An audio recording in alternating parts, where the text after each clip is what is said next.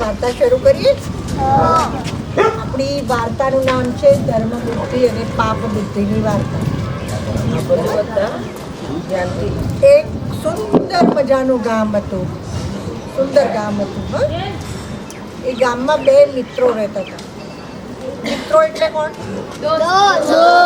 દોસ્ત એટલે બરાબર, દોસ્તી, જેની અંદર દોસ્તી હોય. તો એ બે મિત્રો ગામમાં રહેતા હતા. એમાં એકનું નામ ધર્મ બુદ્ધિ અને એકનું નામ પાપ બુદ્ધિ. શું નામ હતું? એકનું ધર્મ બુદ્ધિ, પાપ બુદ્ધિ. બરાબર. હવે પાપ બુદ્ધિ જે હતો ને, ધર્મ બુદ્ધિનું ધન પણ લઈ લો. હવે આને માટે એને ધર્મ બુદ્ધિને સમજાવવો તો પડે ને કે ભાઈ તું મારી જોડે આવીશ કે નહીં. ઘરે આવતો રહ્યો, ખુશ થતો હતો કે હાશ બધું ધન મને મળી ગયું. પછી પાછી એને શું યુક્તિ કરી ખબર છે? બીજા દિવસે સવારમાં ઉઠ્યો અને પછી ધર્મ બુદ્ધિને મળવા ગયો અને કે છે, ધર્મ બુદ્ધિ, આપણે પેલું ધન દાટ્યું છે ને, ચાલ હવે આપણે લઈ આવીએ. દેવતા કોઈ પણ માણસને કઈ પણ તકલીફ હોય તો સૂર્ય, ચંદ્ર, પૃથ્વી, વાયુ, તેજ, આકાશ, દિવસ, રાત અને સંધ્યા બધા સાક્ષી પૂરે છે. તો હે વન દેવતા, તમે પણ કહો કે આ ધન કોણે ચોર્યું છે?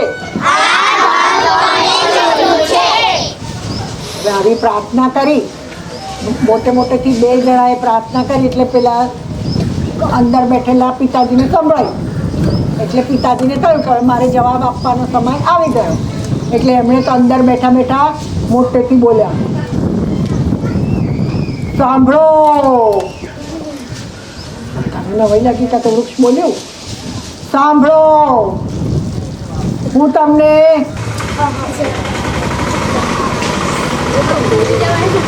ભૂલી જવાય છે એવું તો કેવી રીતે ચાલે?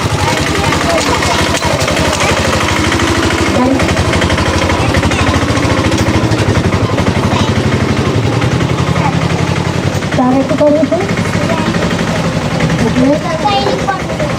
સૈનિકને તો બદલે ગુરુજી બની જાય ને. ચાલ, ધર્મ બુદ્ધિ જલ્દી બોલવા માંડે. અરે પાપ બુદ્ધિ જલ્દી બોલવા માંડે. વિદેશ જઈને ધન કમાવાનો વિચાર છે. ઘડપણમાં કંઈ આપણે વિદેશ નહીં જઈ શકીએ ને આપણાથી કામ થઈ શકાય એવું નથી. જેમ કે આપણે આજે ગુરુજીને પૂછવા જઈએ, વિદેશ તો જવું જ પડે, નહીં તો આપણે બુઢાપણમાં આપણે ધન કમાવા નહીં જઈ શકતા. નહીં તો આપણો જન્મારો વ્યર્થ છે.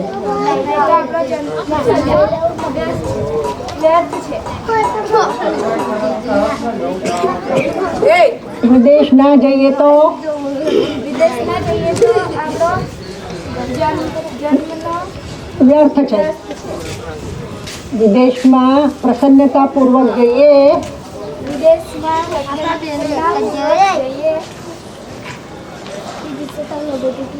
અને ધન કમાઈએ.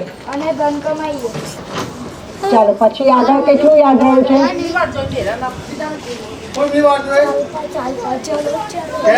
કોની યાદ રહ્યું છે?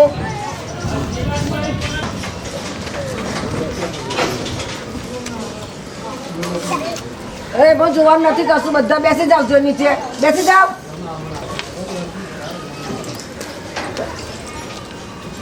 હવે બીજા દિવસની સવાર પડી અને હવે પાપ બુદ્ધિ ને ધર્મ બુદ્ધિ બંને જંગલમાં જાય છે, ઝાડ નીચે.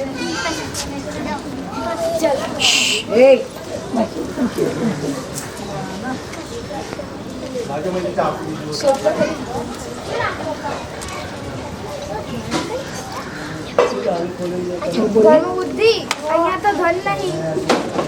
મારું ધન ચોક્કસ તું જ ચોરાયું હશે. ના, તું જ ચોરાયું હશે.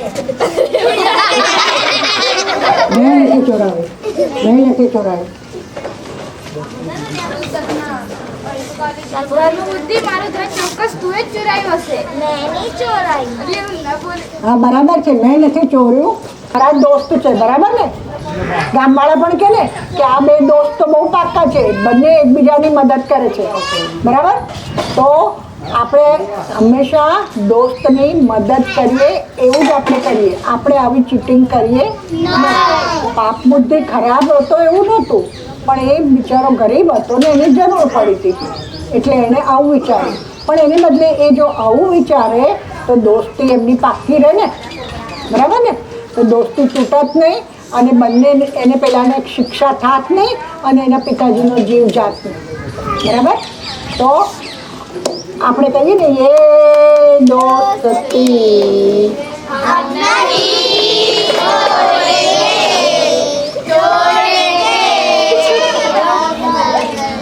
બરાબર. એટલે એકબીજાના દોસ્ત બનવા માટે હંમેશા એકબીજાની ઉપર વિશ્વાસ રાખવાનો અને આપણે જે જોઈએ તે માંગી લેવાનું, બરાબર? આપણે જે જોઈતું હોય તે માંગી લેવાનું. આપણે સ્કૂલમાં બેઠા હોઈએ અને ધીરેથી કોઈનું રબર કાઢી લઈએ તો પેલા જેનું કાઢ્યું એને કેવું લાગે? જેનું કાઢી લીધું એને ખરાબ લાગે કે નહીં? એને દુઃખ થાય ને.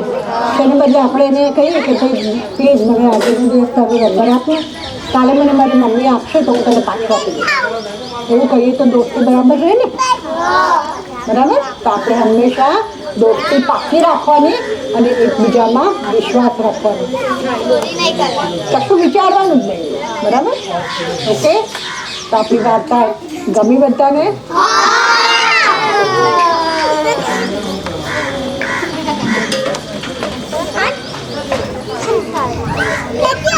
લખી શકે છે તમારા લખી શકશે વાર્તાની વાર્તાઓમાં શું સમજે વાર્તાથી શું બોધ મળે જે હોય લખી શકે એવા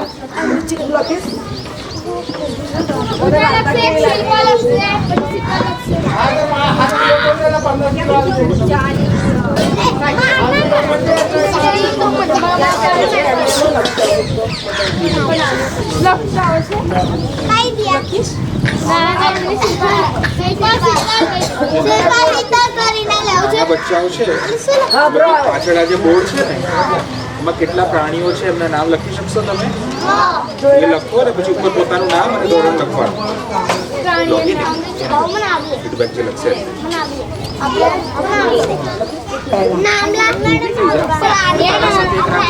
એક મિનિટ. જે નાના છોકરાઓ છે ને એને આ બોર્ડ ઉપર જેટલા જેટલા પ્રાણી દેખાય છે ને એ બધાના નામ લખો. તને તો મોટી છું, તું લખતા આવે છે વાર્તાનું બોર્ડ. લાવ લખી શકીશ વાર્તા વિશે?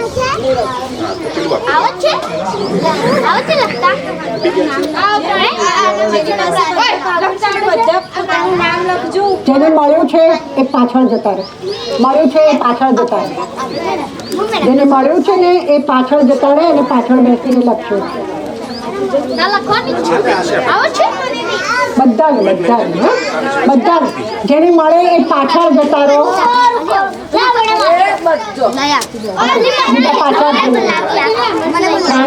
કોઈ પણ આપું પાછળ જઈને લખો. પાછળ હા લાઈફ છે.